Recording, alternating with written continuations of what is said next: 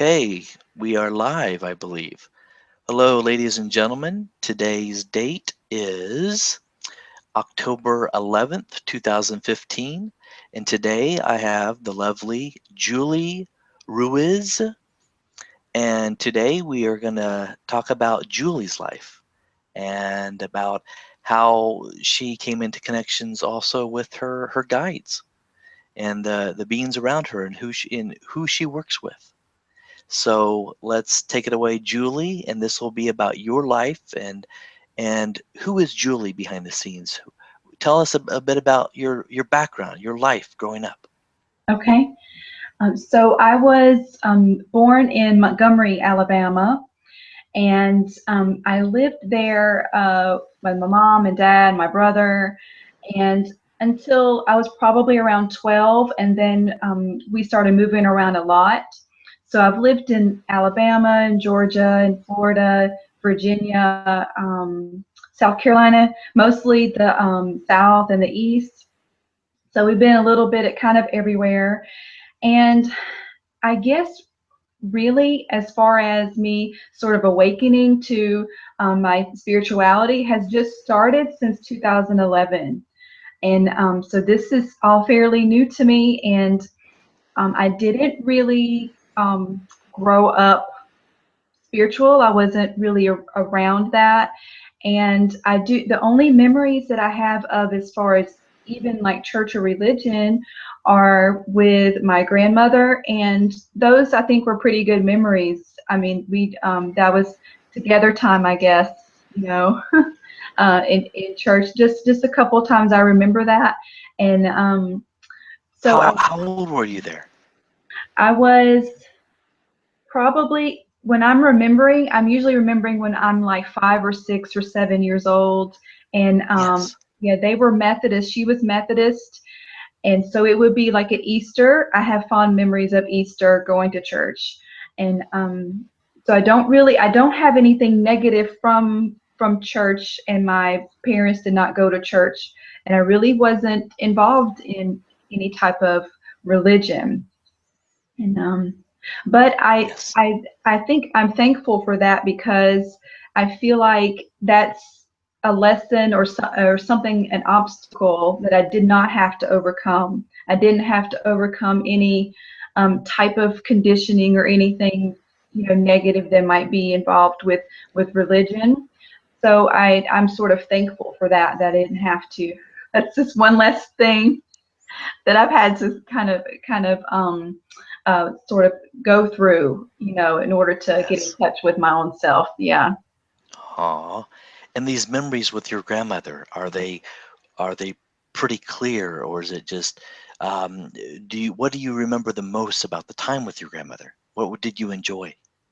I think it was one-on-one time, so it was very special, and she was a very sort of, I don't know how to say it, like she was a very girly type of woman, very female, and I Yes. was really drawn to that. And my parents are more they're more sort of into themselves, and they're not very open, and they're not very they don't really communicate that well. And so I think with her, I sort of found a solace in that, and I was able to kind of be myself, and yeah, so I do have fond memories of that. Yeah. Were you close to grandma where you could just call her up and go to her house? I mean, as you got older. Yeah, yeah, we moved. I was pretty close with her. I would kind of be with her on weekends and things like that, and we would hang out. And then when I was 12, we moved away, so there was sort of that loss there and that missing piece. And I think that maybe sort of the feminine energies, the female energies, were a little bit stifled with that. And yeah, yeah, it's not that I had just a horrible upbringing or anything. It's just that there was a lot of non-communication, non-talking, not a lot of openness, and we didn't really grow up with money. We were always sort of struggling, so there were always sort of just basic needs type of issues there. So I think when that happens, there's not really a lot of, you're not really able to explore things because you're just sort of you living in the, am I going to be able to eat and things like that. So it's more survival mode. Right, Okay. right. Yeah, yeah, not a lot of room to really think. Probably, really, for my parents, there was not a lot of room to really think about spirituality because they were just doing their best to make things work. Yeah. Aw. Mhm. Let's see here. I'm getting a little echo of feedback. Do you hear that? I don't hear anything. It sounds okay Okay. here. Okay, good, good. Just come down on my volume a little bit. Okay. Is that okay? Can you hear me okay? Hmm. Hmm. Okay. And then going from there, move up into your early adult, if you want to move toward there. Is there anything prior to that?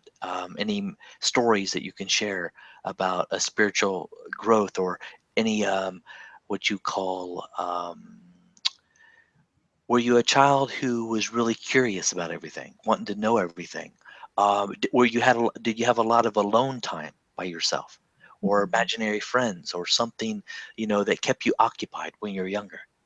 I see. Yeah, yeah. I have a brother, but we never were really that close. We sort of we sort of argued. We always kind of clashed. We still do a little bit, So I think that I did have a lot of alone time because I did. It was just. I guess it was. I did. If you think about it that way, I had a lot of alone time, and I was interested in astronomy and space and science and those types of things. And so I did have that, and I loved the planetarium and things like that. And I think about that now and the connection and how that was I was probably connecting with my galactic families in that way. Yes, yes. Hmm. Uh, yeah, it's funny. I just sort of thought about that, how that's connected there. But and so that was like junior high and high school, and that was my interest, I guess. And then Now, when after. you were, yeah, go Mhm. ahead. Oh, no, no, you go ahead. Did you ever see anything, lights in the sky or anything like that growing up? Anything that you couldn't really quite thought to yourself, I don't think that's a plane, or do you remember anything? I I don't remember seeing anything. I think it was just almost like I think I was very asleep at this time, and I was Okay. not aware. And I don't think that I ever felt, and even if I were to see something, I don't know that I would ever have felt comfortable enough to talk about it. So maybe I did see some things, but probably subconsciously, I would not have been open to that, because I don't know that my family would have accepted that. And but I was pretty, up until I would say 2011, I believed in science. I believed that when you die, that was it. I didn't have any belief in the spiritual realm or angelic realm. I just Yes. didn't, it's not that I was a skeptic or necessarily, or that I was, against people that did believe. I was just like, I don't, I don't believe. So, yeah. And then moving forward a little bit, did you ever did you question a lot? Were there things that really on your mind, even in high school, that you said to yourself, this just doesn't feel right. This doesn't make any sense. Yeah. Even if it, yeah, Yeah. I think I struggled in school, um, junior high and high school, because it didn't really fit my way of thinking.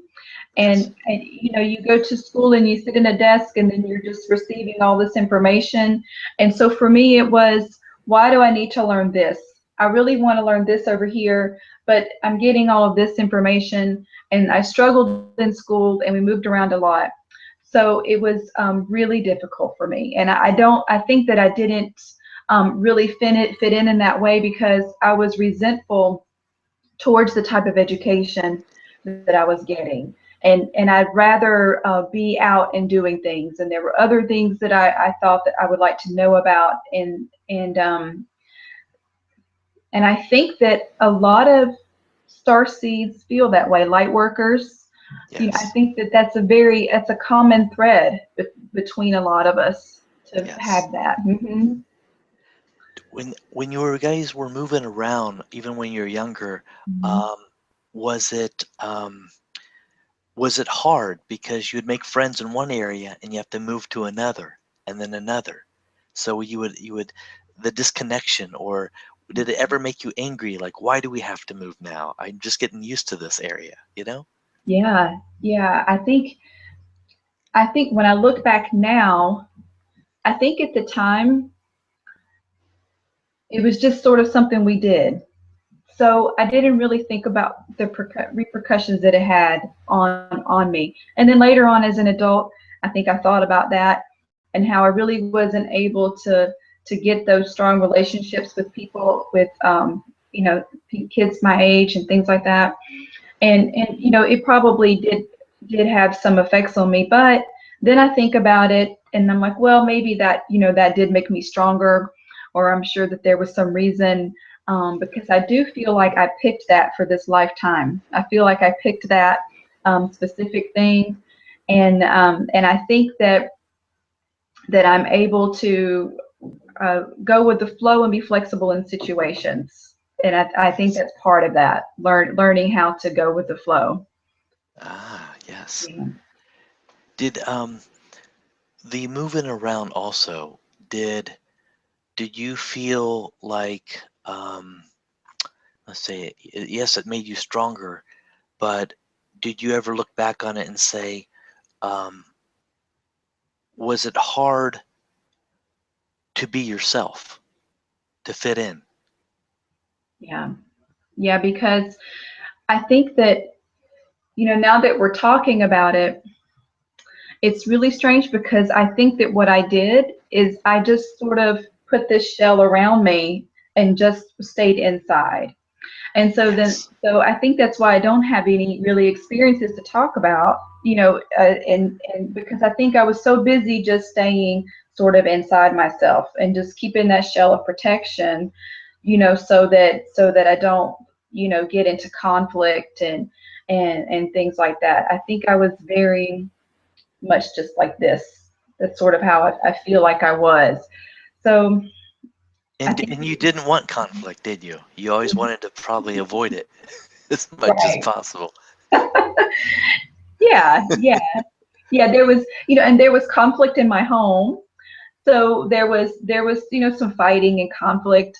So I think that probably I shielded myself, at home, and I'm sure that carried over into the school. And children, when they're in groups and they're in the school environment, they can be mean or in Bullying. yeah, Yes. yeah. And I don't remember being bullied a lot, but I also did not do a whole lot. So I really wasn't out there. I really wasn't social or anything like that because I think I was probably just trying to protect myself. Yes. Yes. I know I could feel a lot of us are like that. You know what I mean? Like, we just don't want conflict. We'd rather just walk away and let somebody else take the battle. And yeah, Yeah, that's very interesting. I don't like it. I mean, I don't like conflict now. I Hmm. really definitely prefer to not. Some people like to argue, and some people Yes. that's their personality. And I do not. I really have not. I don't associate with people like that because it's. I think it just I don't like that. It kind of bothers me. It's not me. It's like an energy exchange, but it's like draining sometimes, you know? Mhm. It's like it takes so much out of us just to confront. You Yeah, know? yeah, and to prove wwho's right, right? Yeah, that's just like, it's like, why does there, it's like someone always has to be right.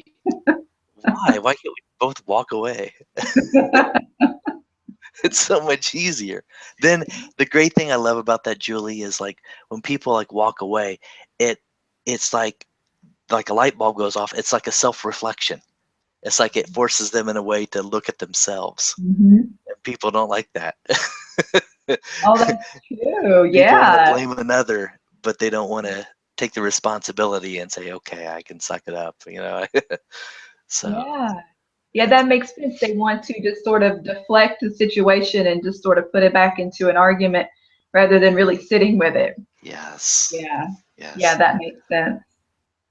So in high school, um, we said now moving up to high school, is it your spiritual side of you when you saw other friends who maybe went to the churches and stuff? Did they ever try to pull you along and say, hey, would you like to go to church with me, or other things that to fit in more?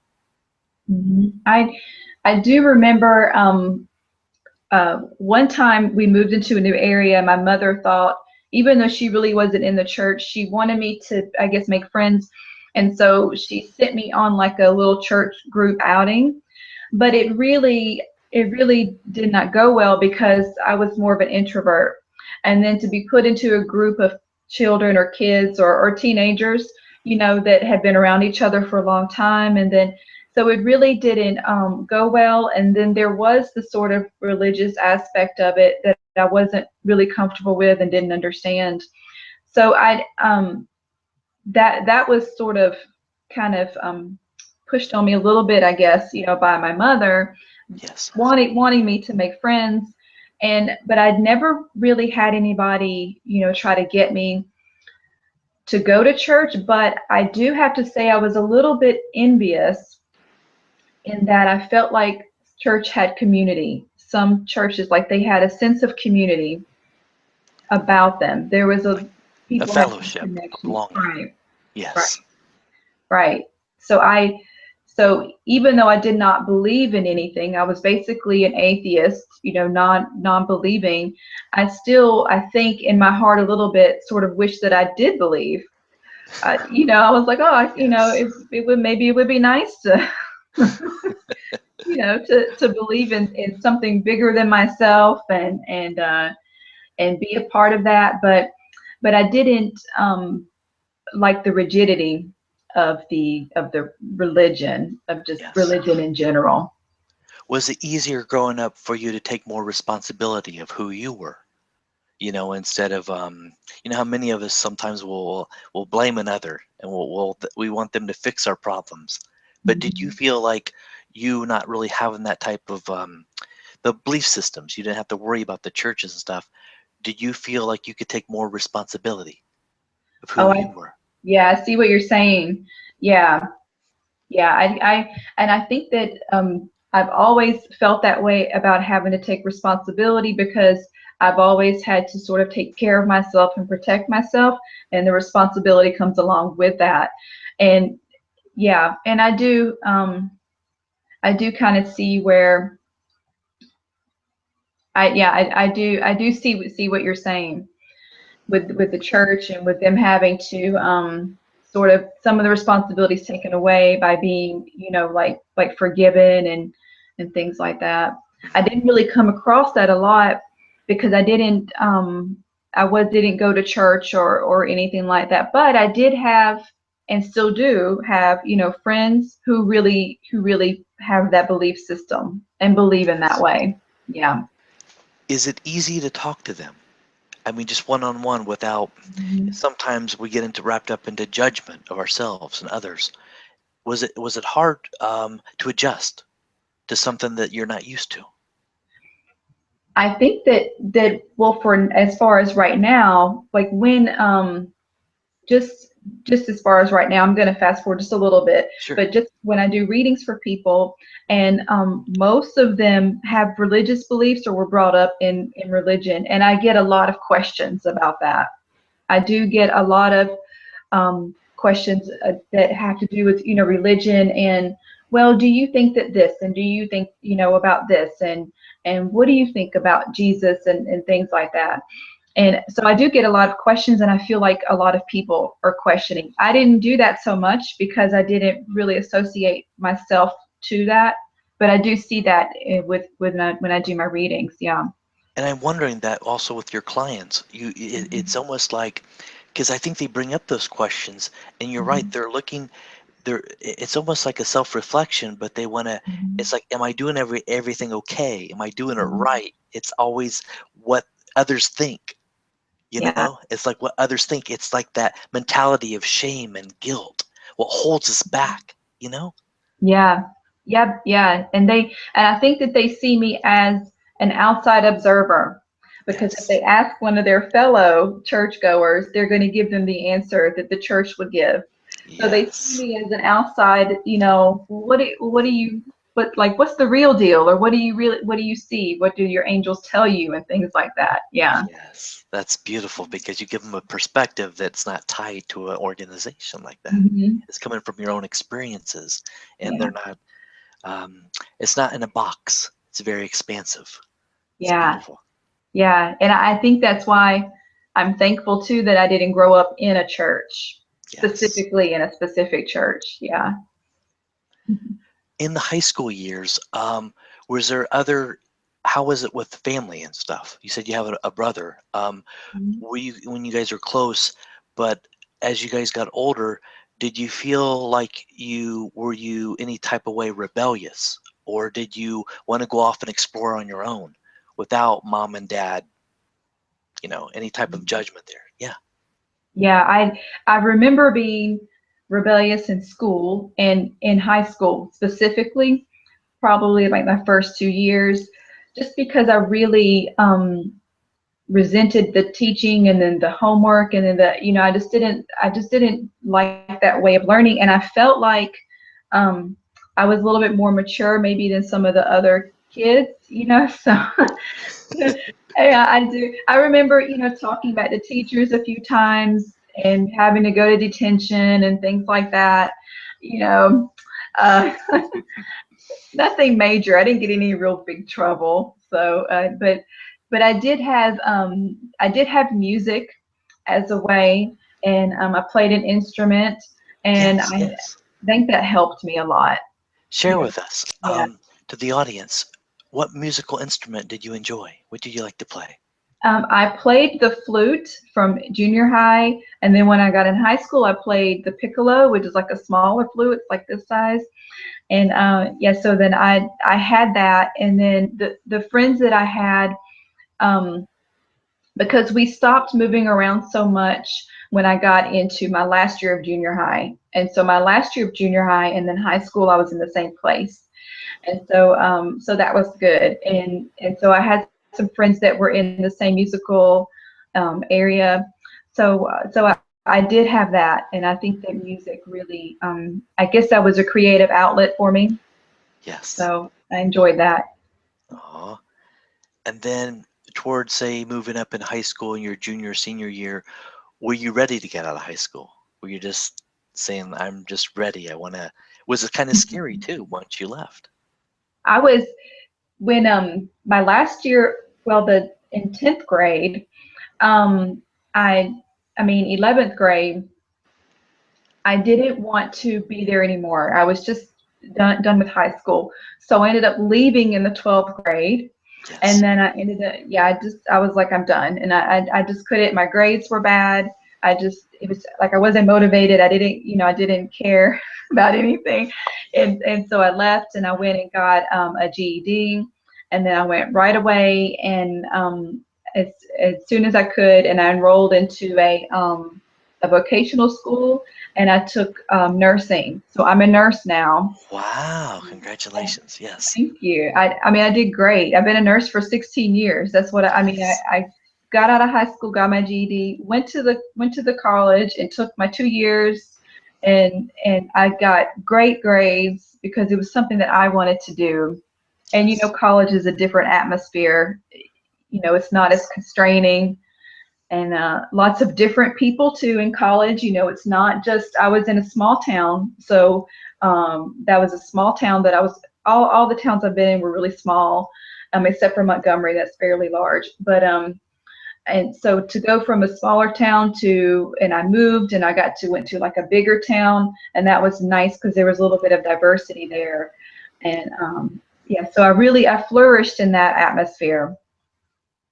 And it's nice because then you had like stability. You guys weren't Mhm. moving around as much, and you have that, especially toward the end now.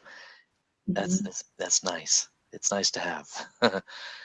Because I know it was probably hectic just moving town to town when you're younger, and it's like, when can I, fit in and be me? And it's like you have to get used to it, and it can be challenging for so many families out there.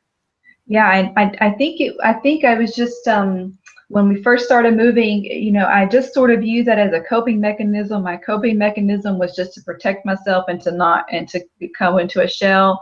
And then I didn't really think about it. I was just like, oh, it's time to move again, and I think when, like with military families, they do have a sense of purpose in that. And with us, it wasn't military. It was just difficulty finding jobs for my father. He wasn't educated in that way, so he always had to go from labor jobs, things like that. So I never really I just sort of tied conflict with that and distress sort of with that moving. There wasn't any sort of purpose there in my mind, anyways. Was it hard on your brother also? I think that it probably was, but I look back on my relationship with my brother and I don't really understand, but we've never been close. And we do argue and things like that. So I'm thinking that this is some sort of, that this was planned also. There's some sort of maybe connection from a past life, some sort of resolving that needs to happen or Yeah. something like that. I've never been really close with him. Um, I'm not really sure why. I'm sure that that's something that will come up eventually for me to work through. And then moving forward, now that you're the nurse, Hmm. what you're helping people in a way that makes you feel good. It feels your heart being able to give back. Since you got out of school and have done that, what has been the biggest challenge of being a nurse? I think that it's there's there's a large chance to have burnouts when you're in the medical field. Um, Probably any position in the medical field, because you're dealing with people who are sick and who are not like me and you, where we're happy, for the most part and everything's okay. These are sick people that would rather be at home than somewhere being sick. And so, there have been good things and there have been bad things. There have been good patients that I've dealt with, and there have been bad, what you would call bad patients. But I think that they're all just really good lessons, and and I've learned really just so much from that. So the way that I've been able to combat that, as far as getting burned out, is just sort of moving every couple of years and doing something different and Yes. advancing myself. Yeah, and just getting training and doing something different. And I do. It is a little difficult now because the past couple of years I've awakened and I've gone down this spiritual path, and so I do feel like I want to help people in a different way. So this is a transition period for me that I'm going through, and so that's a little bit. That's like a whole other conversation there. That's like, No, we'll go into that. We're going to go into that. gosh, But yeah. the thing is, where you are, for those past, say, what, 16 years, you said you've been a nurse now, 16 Mhm. years? Yeah. Has that prepared you to have more compassion for yourself and for others around you? Has that, you know, that's got to have really opened up so much of who you are today? Yeah, yeah, it's seeing people struggle, there's always a feeling of gratefulness that you would have, knowing, because you've seen people struggle and being sick and going through hardships, and not only are your patients, but also their family members that have to also, deal with this too. And so there is definitely a piece of gratefulness and thankfulness that comes from that. Just if you have good health, being thankful for having good health. The And gratitude. Yes, yeah, the gratitude. yeah. And being the nurse, um, what has been the greatest joy? I think that the thing for me that really just makes me happy about what I do is like when someone sees you and you've been their nurse and then you come back in and they're so happy to see you. You know, their faces light up and they tell you, I'm so happy to see you. I'm so glad you're working tonight or today or whatever, else it might be. And I think that that's really, I mean, you just can't get any better than that, for me. And also, right now, I'm working in long-term care, and I don't do direct patient care right now. I do more of a management type of thing with assessments and things like that. But Yes.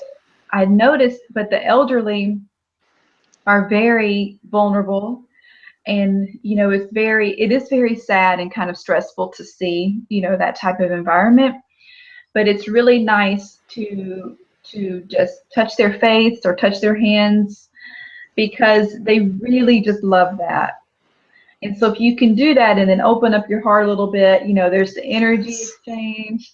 It's really amazing, to see that because if you think about me or you, we probably touch or are touched, all throughout the day. But when you're elderly and you're in a nursing home environment, you might not get a lot of direct contact like that. Yes. So I think right now that's something that I really like about what I do. And you bring hope to them because they know their time is limited, and you still get to bring them that hope Yeah, that someone's still there and cares for them. yeah, That's yeah, beautiful. yeah. That's true. Yeah. Now moving up to 2000, was it 11? You said that about 4 years Mhm, ago, 5 years ago, you made something happen. What mhm. triggered you? What did you see a video? What was that transitioning like? Take us through the transitioning. Yeah. Well, I was interested in nutrition, and so there's this company out of New York City called Integrative Nutrition, and they have an online course, very good. And in that they have their holistic nutrition. So they have actually a spirituality um, section curriculum that you're required to take. So I Wow. didn't, yeah. So I didn't really have a choice. If I want to get, the certificate for and be a counselor in nutrition, then I needed to do this. So, I mean, I didn't fight it. I was just kind of like, you know, I didn't really understand why. Of course, I understand why now. And so it just their curriculum was it was meditation, they touched on energy healing. They did a lot about the Ayurvedic, uh, medicine, Eastern medicine, and there were Eckhart Tolle. They had a lot of his videos on there, so that was my first time really seeing someone channeling spiritual, or an enlightened person. And then the thing that really changed me was a video, and you've probably seen this movie. It's called What the Bleep Do We Know? Yes, like down the rabbit hole. Yes, Down the Yes, Rabbit yes, Hole. yes. And so I was always a sciencey person, and then I saw that, and then I saw the science aspect of it, and then it connected something with me to know that there are things that happen on an energetic level that I can't see, that that are true and real. So I think that sort of opened up the space for me to be able to consider other things, and that's really kind of how it started for me, was there. So before that, was there any other videos or things that you may have seen online that was starting to just move you toward this direction? Nothing that I can think of. There may have been something, but I really nothing that I can remember now that was significant. This was pretty much my first time really, you know, uh, learning or seeing about the spirituality, because, and plus two, with me kind of growing up in small towns, there's not a lot of progressiveness there. So I really wasn't even subjected to it, even in communities, Mhm. even when I wasn't at home. So this was really my first time, probably really seeing that. Maybe I had seen things before, but not really seen them. Just kind of, Yes. yeah. Wow. And you saw the video, Mhm. and I remember that too. And I think it had Ramtha in it. Jay-Z Knight.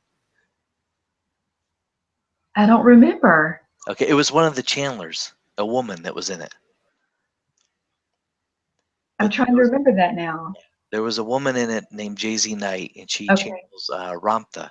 Yes, yes, I do. I do remember her now. Yes. Oh, she's a beautiful woman. Yes. Yes. Yes, I remember her.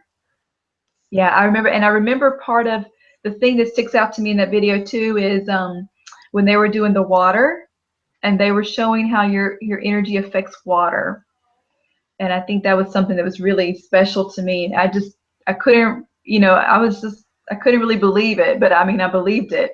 It's like But your intentions can shift mhm, and change your attitude toward what it is in front of you, and mhm. that's amazing.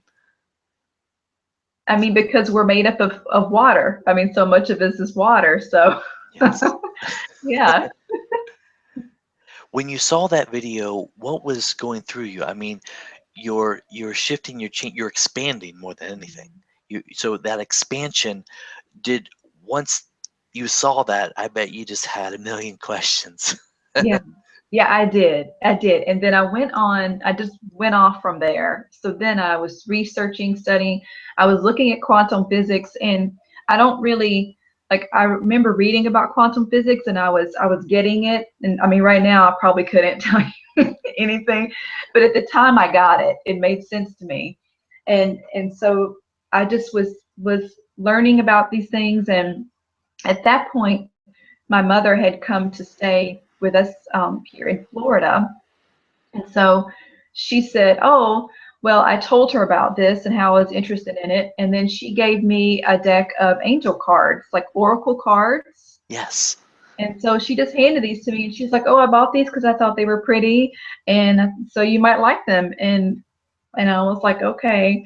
And what's funny is that from that point on, my mother would talk to me about spiritual things, angels, which she had never talked to me about before when I was I a was going to child. ask you that. Yeah. Who introduced that to her? How'd she get influenced by that? She told me that she's always been interested in it, but she said that my father was not open to it, so she Okay. never talked about it. So she suppressed that in herself while I was Oh, growing up, and so because I was surprised that she would have that. And so then she showed me that she had a couple of decks, she had different books. So she's given me things throughout the years, different things. And so she gave me those cards, and then I started. I read the instructions, and then I would do readings for myself like every day, and then I started doing readings for her and for family and friends, and it now just as sort of this took was off. Hmm. yes, as this was happening, what was your physical body going through? Did you feel like hearing something? Did you feel these impressions? Were you feeling something around you, starting to get a stronger connection with something? Yeah, yeah. How I started? I first started feeling. So I guess it was intuition. I was connecting more with my intuition when I would do readings for people, and the cards are there. Then there's different symbols, and then you go with your feelings. I Yes. didn't realize it at the time, that I was connecting to their guides and angels. To me, I was just connecting to my intuition. Yes. Yeah. So that's how it started for me was really just with feeling and sort of trial and error. I would say how I felt and they would say, "No, that doesn't make any sense," or "Yeah, that makes perfect sense." And then when they would say yes, I would connect that feeling to how I felt and I would know that that's the right path. So when they would say no, then I would say, "Okay, that's probably just my own mind kicking in with what I think." So practice. It was practice, practice. Yes. And these connections, especially, did your connection at that point when your mother introduced you to the cards and stuff, did you feel even stronger bond with her? Did it grow leaps and bounds, the connection? I think I just felt I felt a little weird, honestly, because Okay. it was kind of like like I didn't know her because I'd known her one way and then here's another way. So it was sort of I've had Mixed sort of emotions. yeah, it was mixed. It was mixed emotions. So I was thankful that she shared that with me, but again, protecting myself, I kind of pull away. It's definitely something I'm working on. I still do that. So with my family, it's my instinct is to pull away. So I'm Yeah, working on I understand. So, so the past couple years, is it easier to connect with mom now about these things now that you're more familiar with it, or is she it. still doesn't really talk much about it with you? Yeah, what happened was with her, as soon as she realized that I was able to connect, then she just started, really getting interested in it more. And I guess she feels like she can talk to someone about it because she has me to talk to now. So now she's into the crystals and she's really into positive affirmations and things like that, which Yes. I don't think that that's new for her. I think she was always interested in those things, but now she can kind of And express she, I them. see now. Yeah, Yes, because before she never had anyone there to really right. work with her or explain it to her. Oh, that's Yeah, beautiful. Wow. yeah. So you get to share this with your mother. How cool I is that? know. That's awesome. Now, even today, is it hard? Your father, is he still around? Is it still hard to talk with him about this stuff? He is still around, but we had sort of like a falling out Okay. um, uh, a while back. It was before 2011, and so we don't really speak. I call him on Father's Day, and that's maybe Christmas. The holidays, Sure, sure. and that's pretty much it. So I don't I don't know how he would feel about it, honestly, because Yes. I never really know how he's feeling. He's very closed off. Yeah. Okay. Now, your immediate family around you, is it easy to share with them about this? Well, it's kind of funny because my husband, I met him um, when I met him, I was atheist, so I didn't believe in anything, and and so now this whole transformation, I go from not believing in anything now to I can communicate with other beings. But he has taken it very well, and he has had some belief. He believes in God and things like that. Although he's not strict religious but he did have some beliefs. So it was probably a little bit harder for me to come to terms with it than maybe for him. It's definitely different, and he's done great with it though. Yeah. It's wonderful to have family. I know sometimes it can take time for them to adjust to it because we think that, and sometimes even for me, I'd be like, okay, my family, who's the ones really changing? I feel like, do they have to change, or really it's me because I'm the one that's going through the transformation, not them. So it's me. you know, I'm affecting them just by the new beliefs and the structures and everything else. It's like, now what's going on? It's I'm really doing that. I'm affecting them. Yeah.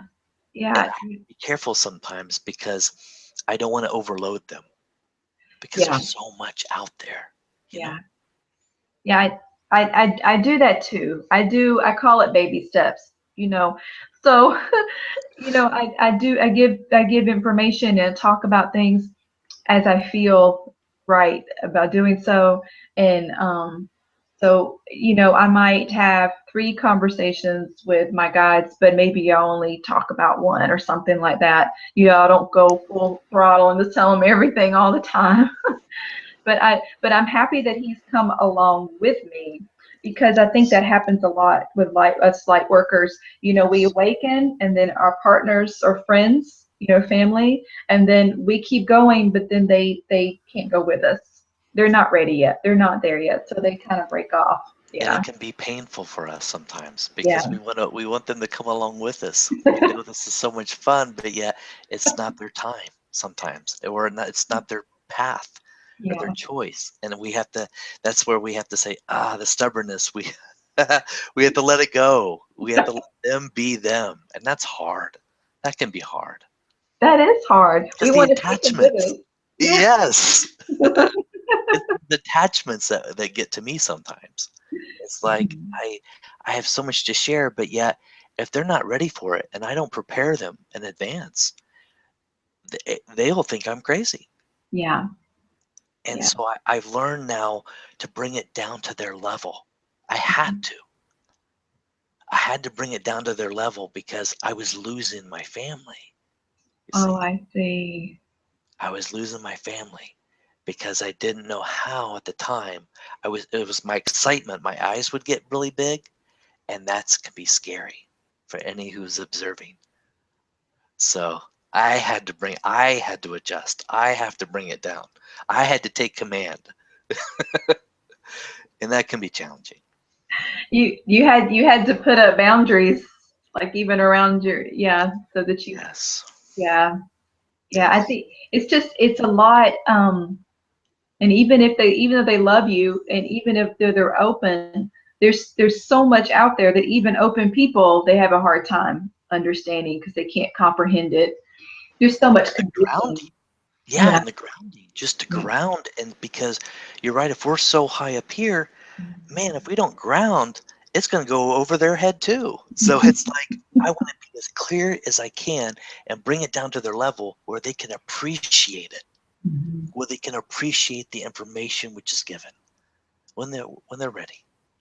That's that's good advice. I'll have to remember that because I do have like clients that have that issue. So I think that's really good advice to give them because I haven't really faced that yet.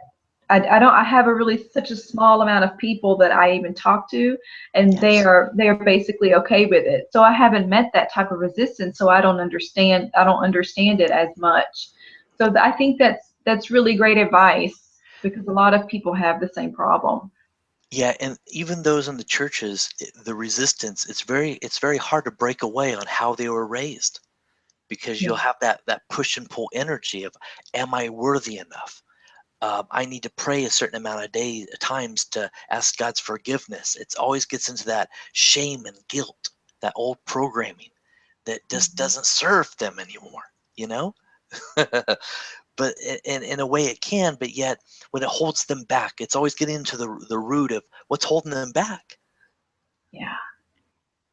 their own brilliance. I think things are going to sort of shift and change in that way because our communities are going to get so much bigger. We have internet connections, we have all this social media, and so I think that slowly things will filter out and information, and it will be more acceptable to be open and to, Yes. yeah, I think that that is the way that it's going. And So you're, it would be yeah, so nice, yes, to yeah. walk down the street, carry on a conversation about anything, and not feel that you're being judged for it, not Hmm. feeling any of the shame and guilt by just your very expression of who you are.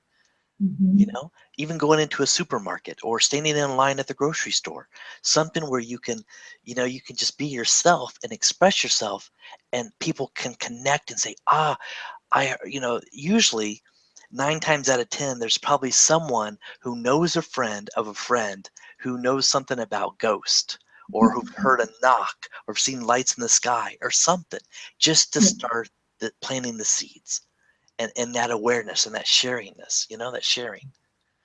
So I something.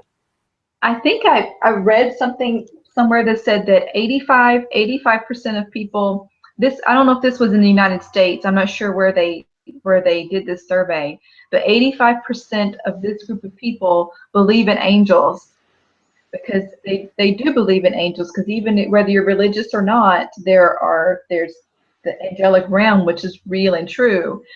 So Yes. that is sort of a common denominator that I've found, that they will accept that. They will accept that they're angels. And maybe that's easier to talk about sometimes with our clients. It's Yeah. something we can have that middle ground to start off where they're at, what they feel comfortable with, Mhm. Yeah. Yeah, because I just thought about that is my clients mostly I have worked in the angelic realm with my clients. Yes. And I have not talked with them about that there is even further, that there's galactic beings and things like that, because I've just been open to that this year. So that does make me feel a little anxious to think about talking about galactic families and galactic beings with people, because I don't know how accepting that that's going to be. And it is, you're right, it is easier talking about angels. Uh-huh. And Yeah. if people had a choice between talking about extraterrestrials or angels, the majority of people would choose angels. I know that. I know that. And you're right. I mean, there's millions of us, at least for me, I can speak for myself, but that have gone through the churches. And I do understand their fears, their anxieties, and I do understand where they're coming from. And when and and I do appreciate how you're bringing that about, because it's so nice that you can talk about the angelic realm, and that is at least the doorway that helps people um, to appreciate. It goes back into the appreciation. Yeah. So Yeah. that's beautiful. So go take me back real quick. The um, when you started off, okay, the opening. So mom's open now. I mean, has always been probably, and now you're finding this out. And she gave you what, the deck of cards Mm-hmm. was the first thing, Mm-hmm. and then you start going and you start giving readings for the first couple years. Yeah. Um, did it take you a time to get to adjust to that? But now that you're feeling, the sensations, what's changed now compared to when you started? What's different now? What do you feel now? Well, when I first started and I was doing the readings for friends and family, it was more, more like for fun, I guess, more fun. It wasn't, quite as deep. And then when I went to Kentucky, I lived in Kentucky for a little over a year. I really started getting into it. I did festivals where I would read for strangers. And I found that reading for strangers was so much easier than reading for my friends and family.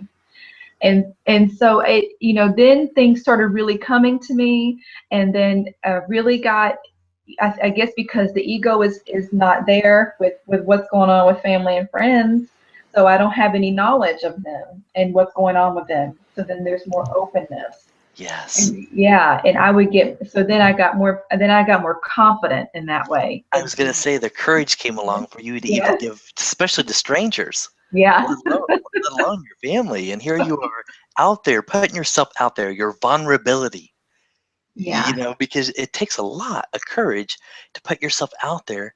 And that's what's beautiful about that. Here Oh. you are getting out there in front of these individuals Mhm. and being able to be you and be yourself and give readings. It was scary. I mean, and it still is scary.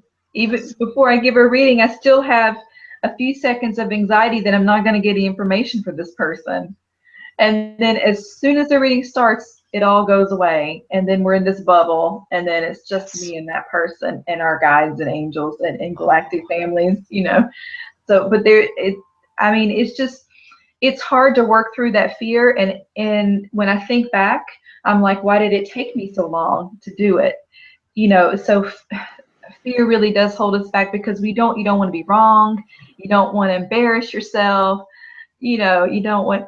But what I realized is that through my guides, when I finally connected with my own guides, through my guides talking to me, is that this is all vibration, the universe. So the people will be brought to you. They will only be brought to you if you can help them. They will only come to you if you are able to help them. They won't come to you if not. right. Yes, that's definitely the key. Is, Mhm. are they ready? Are they ready Yeah. to really? And it really goes back to their self, the self-reflection about their self-empowerment. To take command of their own lives. And so, what you give them that gift, you give them that opportunity, you give them the reading to tell them that they are special, they do matter Mhm. in this existence, or they wouldn't Mhm. exist. So you give them that courage is wonderful. And the traditional way of also and how you're raised. and keeping yourself protected because you Mhm. have, your mission. Look at this. I mean, you're out there and you're doing it. And that's got to be so exciting. Yeah, yeah, it is, and it's definitely. I definitely had to push myself out of my comfort zone. Like Yes. I'm still out of my comfort zone. But but it's necessary and it's important, so I'm gonna do it. But it's The wonderful thing about that, Julie, is when you're sharing like this, your vulnerability, you inspire so many other people that says, I had a story like that. I can relate to you. I can relate to her. Definitely. You see? that's true. I didn't think about that. Yeah, that's true. Yes. That's nice. Well, that's what we are, right? That's what we're here for. We're here to lead and to go through all this stuff so that we can help other people that go through the same stuff. Yeah. Yes. And that now the guides that are coming through you now are the same, do you feel, as when you started? Like, 2011, Mhm. 2010, 2011, are you being introduced to something even grander beyond the angels? Or when I say beyond, I mean besides Mhm. just angels. What's going on there? Yeah, I when I first started, it was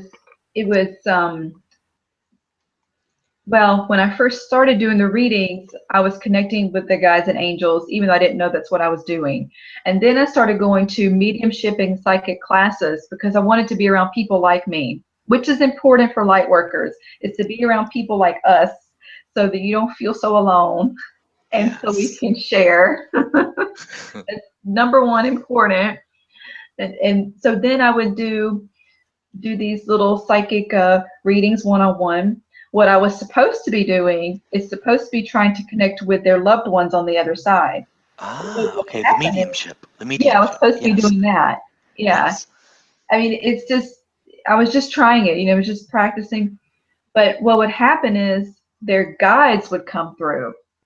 And so it took me a while to realize that's what was happening. And so that's when I realized that I could connect with spirit guides. And then after connecting with their spirit guides, then I started seeing images. So now I see visions and symbols along with the feelings. So then that's when that started. And then I started seeing the archangels and seeing their angels. And so then just recently, just in the past few months, I Yes. realized that I can do the same thing with people's galactic families. And Wow. so it's Did you reach out to the galactic, or they kind of got something guided you to expand upon what you were doing to the just angels? well, again, my mother gave me a book.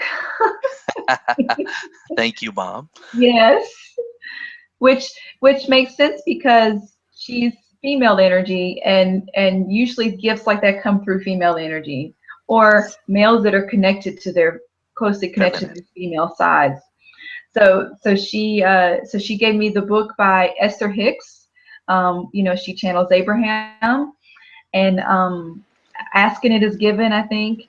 And then so then I realized at that time that there were beings to channel that weren't angelic, and that sort of started opening up for me, that whole thing. And then looking on YouTube at her videos, and of course YouTube has everything. So then seeing other channelers, then seeing them channel galactic beings, and then reading and researching about star seeds, and then finding Hucolo.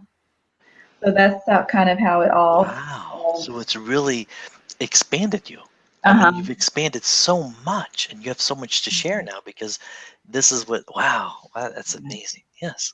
So this is new. This is a new, now it's a new thing for me with the galactic beings, and they come through to me just as strong as the angelic and Angelics. spirit guys. Wow. Um, do you get the same sensations like when the angelic energy, a very high, loving, supportive energy, the vibration? Did you, when the galactics started coming in, did it feel just a little bit lower? Did it feel different? What was the difference? Did you feel any difference between them? Yeah, it does feel different. The angelic. realm is definitely really high vibrating. It's always positive, it's always love, it's always supportive. So just think about the time that you felt most in your loved in your life, and then you just magnify that by 100,000, and that's how they feel. You know, they just love us unconditionally, and Yes. so that's that energy. And then you have spirit guides who have a similar energy but are more like us. You know, they've had lives on Earth and things like that. So Yes. they Like have, our loved ones crossed over. Yes. right. It's a similar energy to that. Okay. And then the galactic energy is sort of like a combination, depending on the beings that I've come in contact with. Some of them I feel more loving energy. Some of them, you know, I feel more like technology type energy. That not that they're not loving, but they're more connected to their technology or different things. It's such a wide variety. Yes. You probably Mhm. have ones that come through who are very intellectual. That's who comes through for you.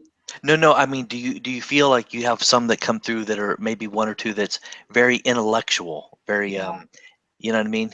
Uh-huh. Matter of fact. Yeah. The I call them the Esasani, but I think they're called Shikani now. Oh, okay. Yeah. Yeah, and I have one that has come through to me, and she's very intellectual, like it's very, you know. But there's also a family aspect with her and with them that is so important, a family and a carrying on of knowledge. Um, so Yeah, it's let's go into that. Let's go yeah. into these beings, the ones that are, especially the Mhm. past month, couple months, that's Mhm. really has really made their presence known at the forefront of who they are and how you're working with them at a greater capacity. Yes, go ahead. Yeah, I the well, the probably the first real beings that I really had contact with were the Findorians, because I started speaking the light language. And I didn't know what the language was, and I had a channeling session with Jim from Hukalo, and he told me that it was Findorian. So then I tried to do research, but there's nothing out there about the Findorians. I know I look too. I could, it's so hard to find. Yes. But I know why. I know it's because they're not like they don't communicate with a lot of people. It's not like a their special type of thing. It's just that that's how they communicate. They like for their information to be more compact and sort of funnel through. They don't like it to be pieced everywhere. Scattered. Yes. That's why, yeah. That's why they're like that. But so then in looking for the Findorians, you know, then it was like, okay, well, their energy is similar to the Arcturians. So then I would go and look up the Arcturians. So that's kind of how I've like done my research, like on YouTube, and then on Hukalo, because I trust Hukalo, and then I started doing meditations where I would try to connect with them. Now, did your dreams and visions, your dreams, even during the day, do you get flashes, or even in your dreams, did they come and visit you in the dream time, or do you remember your dreams very well? Well, I became really interested in dreams a couple years ago because I started having so many of them. And Yeah. so I have journals where I write them down. Um, but it's, you know, I write them down and I think, well, this probably was a contact, or this probably was, you know, and they've told me that they've contacted me in my sleep, but I'm not a lucid dreamer. Right. Right. Yeah. Yeah. So I'm not sure, but I do know that they contact me, but I haven't been able to really communicate with them in lucid dreaming. You know, Okay. Okay. yeah, that would be Um, great. that's what we're hoping for. Yes. Yeah. Give the downloads and even during the day, do you feel any of the pressure on your head? The what you call the physical sensations Oh, when they're they want to say something or download to you. Do you feel it? yeah. Yeah. What I normally get is a ringing in my left ear, and I have this pretty often. But I don't know that I was associated with just the galactic, because I had this with the angelic too, with the ringing. But what I notice physically is there's like a tingling around on my head, and it feels like there's a bug there. You know, I'm always like this, like trying to like, Yes. okay, I know it's them, but let me just make sure there's not a bug here. You know, but but that's You get mainly what I notice. Did you ever get the heat in the forehead? Kind of like the sensation of like you're getting really hot, your body's heating up all of a sudden. Oh, yeah, yeah. I do have that, and my husband calls it my hot flashes, even though I'm not old enough to have that. You know, I'll Yes. just feel like it's really hot. He's like, "Oh, you're having a hot flash," and turns the fan on for me. So, Yes. Oh, keeps you cool. Yes. Oh. And now when you go into them, did the angels introduce themselves, or is it more just of a collective, or do they have the individuality that you work with, like Michael or Gabriel or Raphael or any of the others? Yes. mhm. Yeah, it's usually how it starts is I see a color first, and then I sort of know the colors associated with the archangels that I deal with most, and so I kind of see the color, and then I keep myself open so that I can then let it drop in, because I don't want to just rush into anything. I keep it open, and then the image sort of drops in, and then I can see them. Yeah. Ah, It's like in my mind's eye. It's not anything, physical, or it's just kind of all in here. It's always hard for me to explain. It's sort of like the closest thing I can think of is like a daydream. You know how you're daydreaming and you're not really connected, but there's images. It's similar to that. I see. Yes, Yeah, yes. yeah. And then when the galactics are more, this is even like newer. You said the past, what, Mhm. past year maybe or months?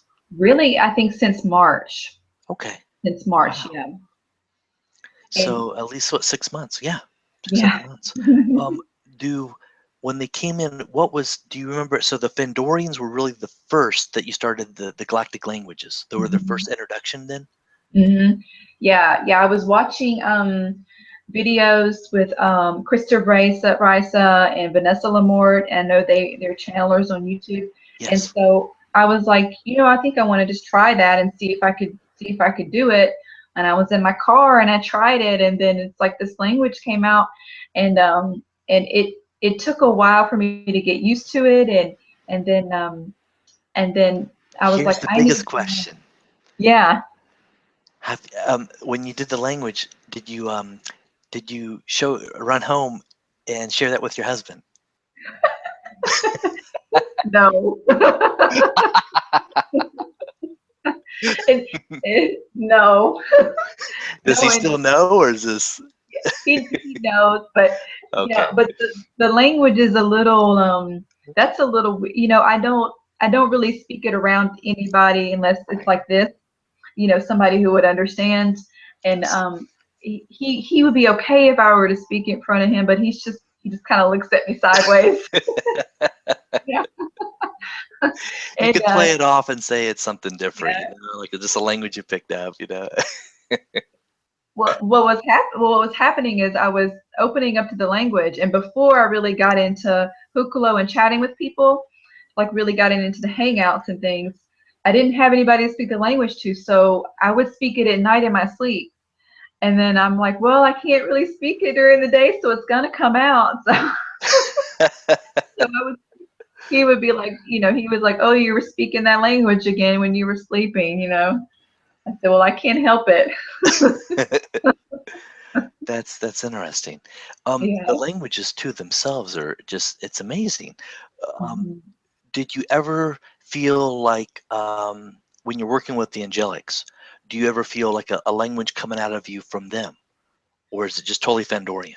Yeah, it's just been Dorian, and I never even realized that there was a language associated with the angelic realm until recently.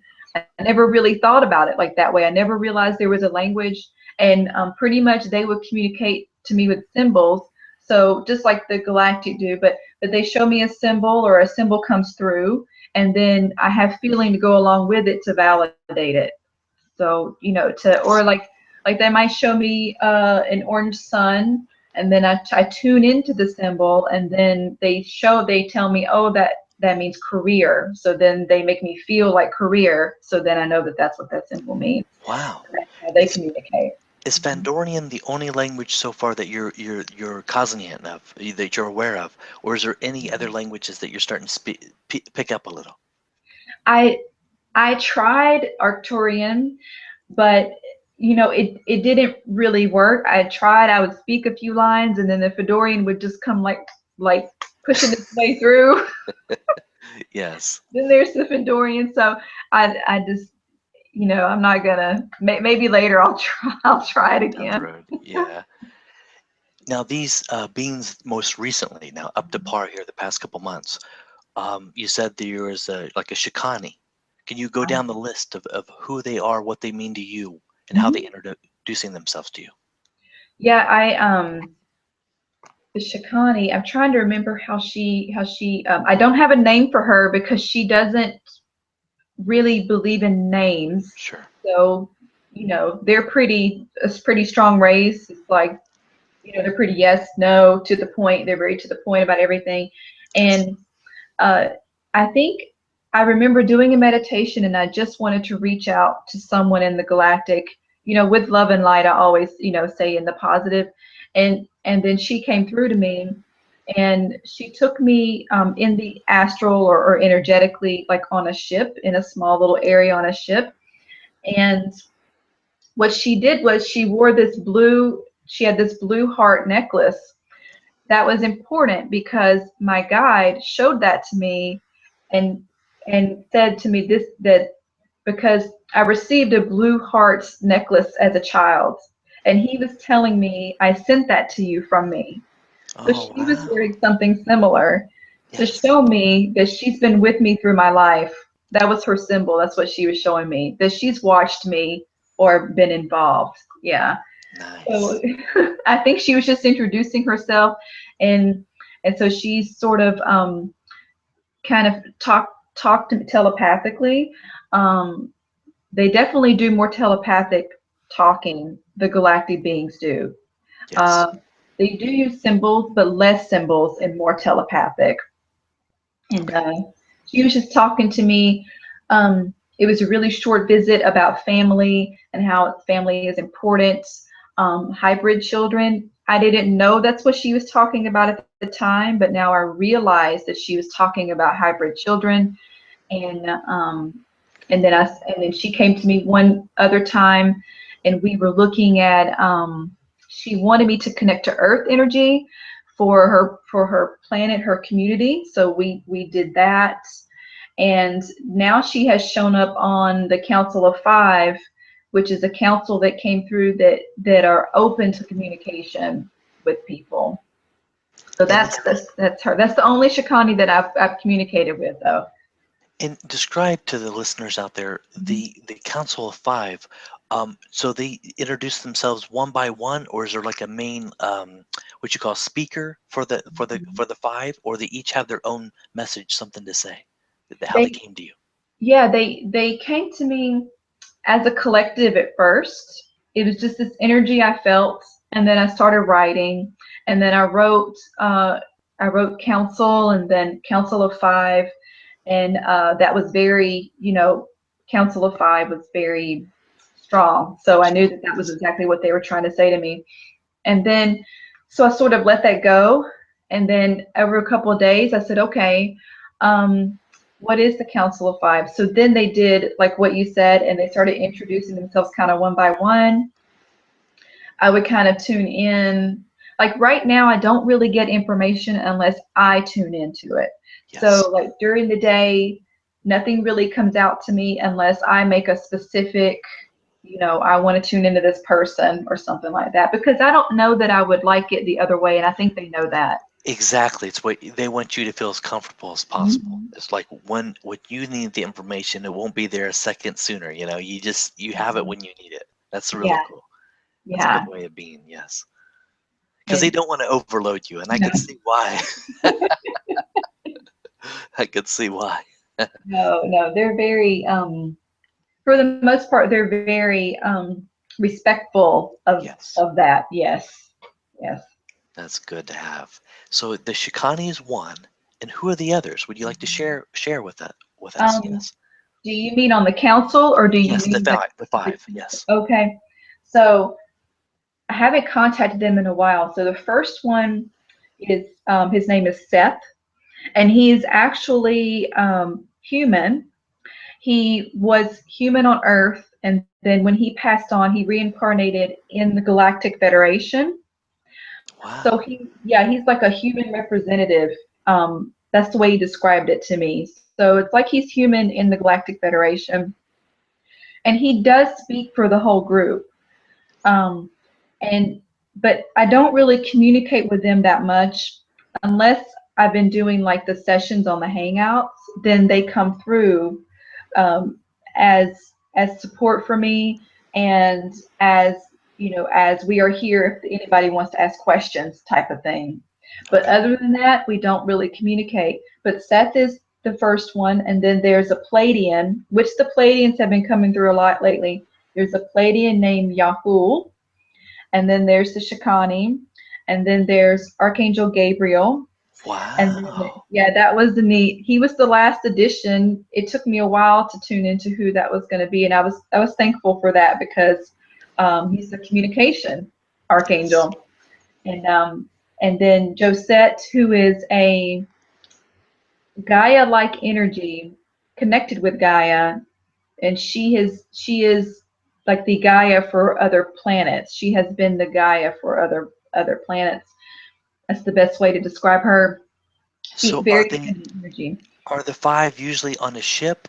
Or they just come and go as they please on the ship, or is just are they on their home planet, their worlds? Yeah.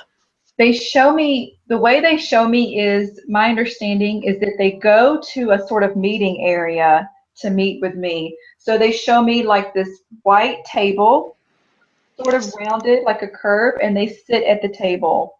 So they sit sort of across from me.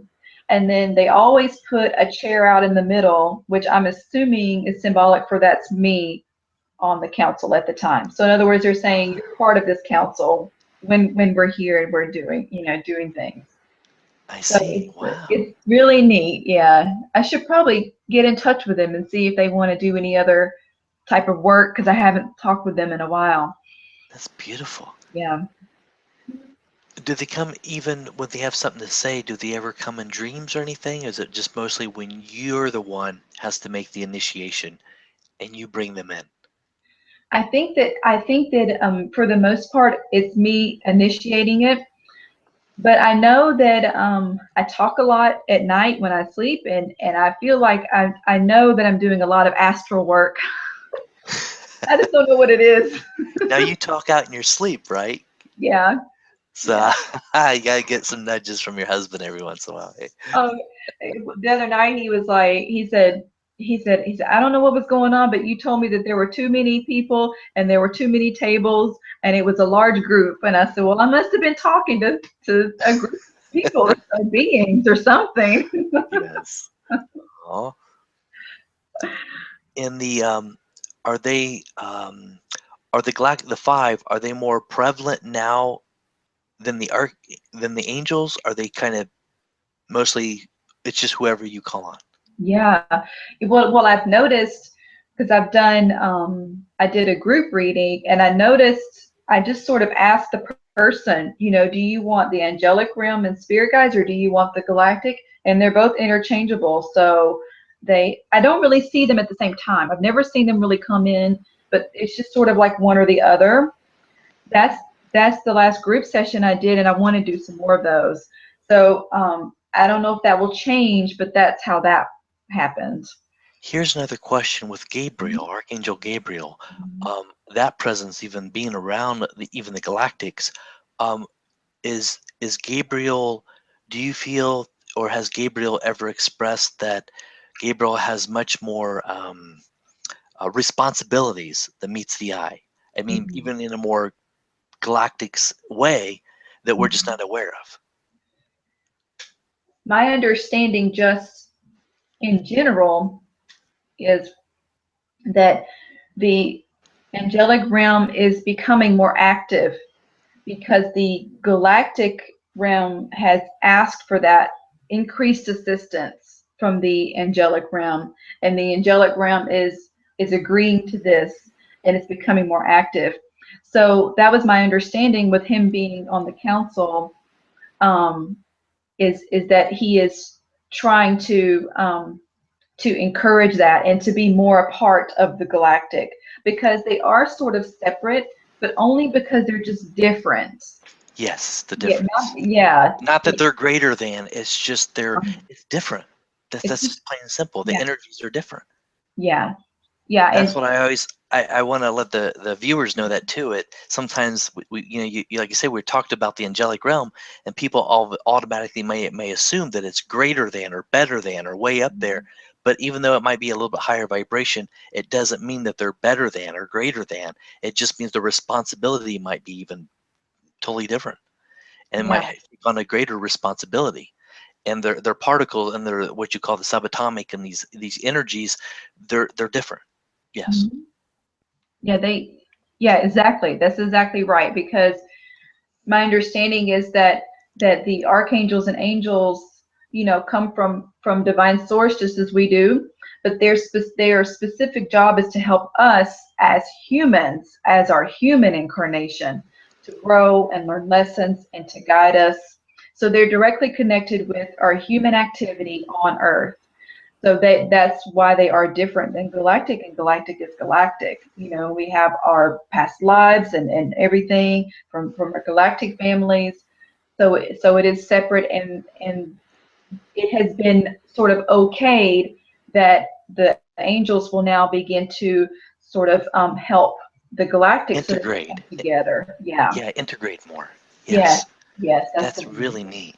Um, Um, as the council themselves, do they come with like a message, an overall message on what they're doing behind the scenes, or what are they doing now to assist humanity?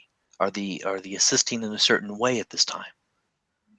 I think that the message that they were really trying to tell me, that they are trying to tell me, because they're letting me know that they're around right now, that they are trying to tell me is is that there are more and more of these councils being made right now, because we're going through so many changes, and we really just sort of stepped through the door, and now we're on this, everybody as a whole, all of us, we're going on this path, and we're doing all these new things. And so they're just letting me know that there are all these councils out there that are available to help anyone. So if anyone would like to, connect with a council, then they're saying that these are available. Like that they are. It's like an Accessible. invitation. Yeah, Yeah, they're yeah, accessible now yeah, more than ever. yeah. It's something that has popped up more and more because we need the help. And Yeah, especially, and I do see that why that's so important, especially in the transitioning period. yeah. From a what you say the third density into more of a four density type thinking mentality. Hmm. There's got to be definitely a time of transitioning, because if we just jumped into it, it would be so crazy for us, even for us, to Yeah, integrate. And for even for the average human being, it's got to be very scary. It could be scary. yeah, yeah. It's a support, right? Support, I see. Yeah. Yes. Also, um, going down that with the five, you call them the five, the Council of Five? Yeah, I do, and they call themselves the Council of Five. And then I was Yes. looking up on the internet to see if there was such a thing as a Council of Five. After I got my information, I wanted to get all my information from them first. I didn't want it to be biased. I didn't want it to be, Sure.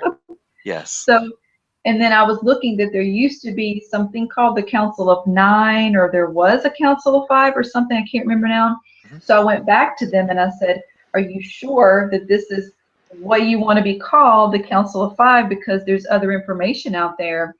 So what they explained to me is that the councils are similar to government, Congress or Senate, or whatever you want to say, Yes. where it's still Congress, but people come and go. It's the Senate, people come and go. The presidency, people come and go, but it's still the president. It's still this. Yes. So they're saying the name stays the same, but it's different beings, I guess. They were pretty stubborn on wanting to be called the Council of Five. So But I love it how they choose counsel, because that's really what they're doing. They're counseling. They're giving advice where advice is needed, especially in crucial times in people's lives, where to bring them hope. Hmm. How important is that to bring people the hope, to say that your life is valued. You are valued here. It's just, can you see that within yourself? Why you chose to be here. Yeah. And when they can see that, when the person can see that, it's like that's just magic for them, Hmm. because they realize that they are sufficient. Hmm. They feel it inside. It's really cool. Wow. Is there anything else that you want to talk about? Something that you've been nudging, or anything on your mind that you would like to share to the audience that you have not yet? I think just the things that I've picked up on in the past few days, as far as like where we're going and things like that, and I'll Yeah. try to explain it the best I can, is that we're sort of moving into, this technology age where we're sharing information and communicating. And the purpose of this, and this will continue to move forward, because the purpose of this is to unite us as humanity. Not just Americans and Europeans and, Japanese, but to really start the process of uniting us as humans, because Yes. that's something that's really important. And And that's, helps. yeah. I can see that, because it really does. It Hmm. helps tear down those um, the racial issues. It Hmm. helps get in there and help to find that it doesn't have to be like that. That we can Yeah. tear down these walls, these borders. You know. Yeah. Yeah, that's sort of humanity's goal right now, as far as from the galactic beings point of view. Like that's what they're helping. So there may be some more advancements in the future, some sort of jumps in technology to bring us closer together. There's a lot of changes going on right now, a lot of unsettled things, and a lot of things being, dug up and dealt with, and It's it's almost like it's getting it out all on the table, so we can face it and look at it, and then it's you're right. It's like the individual taking the responsibility. They're like, Mhm. now I have to look at this. After Yeah. all these years that I pushed it down and down and down into the way in the lower in the abdomen. It's like now I have to finally look at myself face to Mhm. face and deal with my own issues. I can't Mhm. put it on anybody else anymore. I can't put it on mom or dad. I have to face it now. You know? Yeah, yeah, and that's happening on an individual level, and also in a group level, even as far as different countries and things like that. All levels that's happening on. Yes. It's like, when you clean out your house, but it gets messy before it gets clean. It gets worse before it gets better. Yes. Yes. That's similar to what's happening right now. And there's a lot of support from galactic beings. There's a lot of ships in the sky. Like I don't see them, but they're like showing me that they are there, that there's lots of Yes. support out there. Yeah.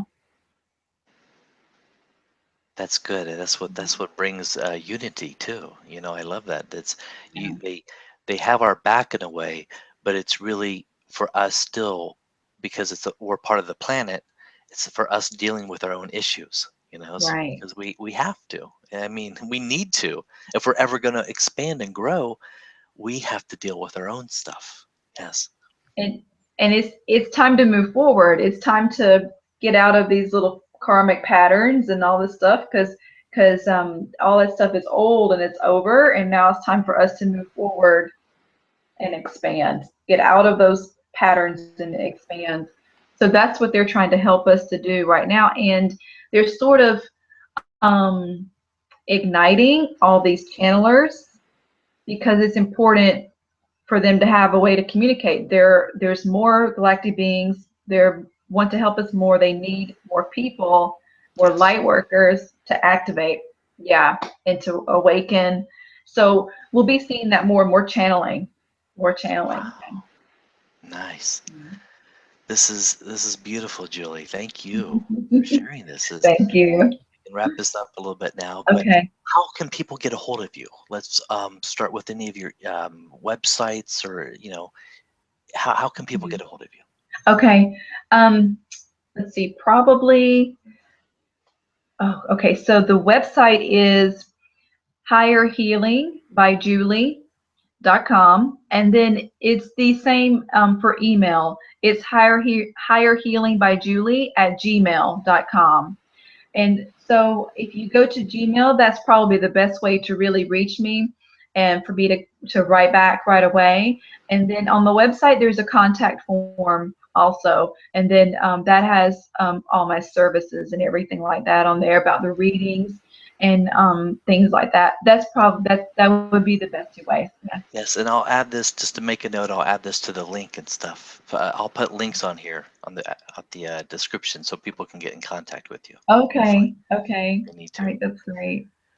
Well, is there anything else you would like to share before we wrap this up? Oh, no, I just want to thank you for doing this and thank you for having me. And this has been great. Yeah. Good. I said no pressure here, right? Yeah, that's right. It's very laid back, very Yes. easygoing. Great. Yes. Thank you. Julie, thank you so much, my friend. Okay, thank you. Bye, everybody. Bye.